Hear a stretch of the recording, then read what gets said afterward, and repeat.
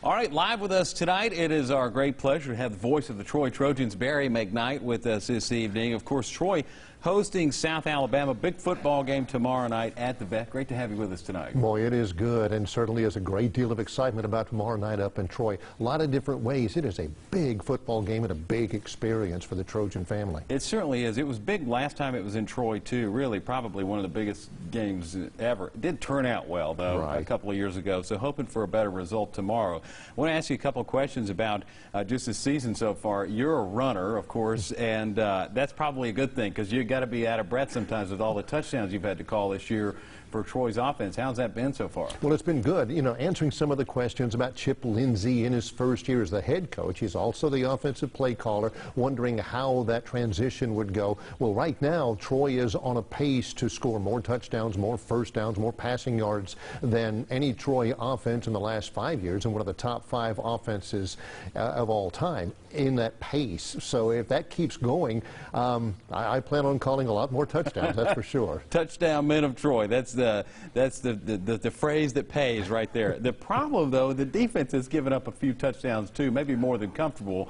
Are we seeing some improvement there? What's going on the defensive side of the ball? Well, that's a perceptive question because it really comes into play tomorrow night. You have a week and a half to get some guys healthy. Ben, that's been the biggest difficulty is so many guys have been injured. At one point in the Southern Miss game, there were 4 freshman defensive backs out there running around. Very talented, but very inexperienced. They're healthier now. I talked to Chip Lindsey yesterday. They're healthier than they've been since the start of the season, and that certainly does give you an opportunity for optimism. That's some feet to the fire learning there for the young guys. No question. That's tough. All right, so huge event tomorrow. National exposure for Troy football, and I guess South too. But but this game's going to get a lot of exposure and a lot of events on campus too. What all's happening around town tomorrow? Well, yeah, that's what I'm talking about. On a lot of different levels, it's just such a great night. Family events. There's going to be face painting beforehand. There's going to be kids' games, inflatables, and all that. There's Oktoberfest going on before the game as well, starting at 4:30 on campus with food trucks,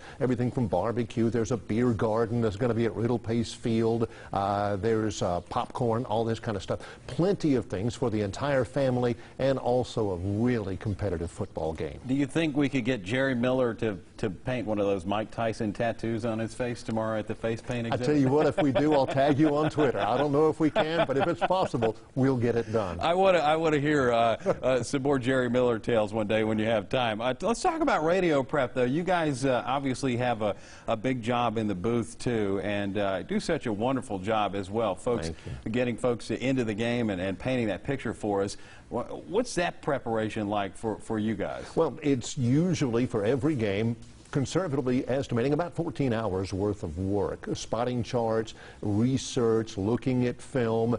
So much of what happens during the game is so totally unscripted that you've got to be prepared for anything. You're prepared for every possible eventuality, and that takes time. You may only use about 20 to 30% of it, but you never know which 20 or 30% it's going to be. So you want to make sure all your bases are covered as much as you can, especially in a sport where literally anything can happen. Yeah, you never know when you're going to have to fill that rain delay, too, or lightning delay there as well. You can catch Barry, Jerry Miller, and Junior Lewis Saint. If you're in the stadium and you got your headphones with you, it's 94.7 FM WTBF. If you're here at home, it's FM 100.1 or AM 560, The Ball. And you guys do great work. Thank you so much for being with us.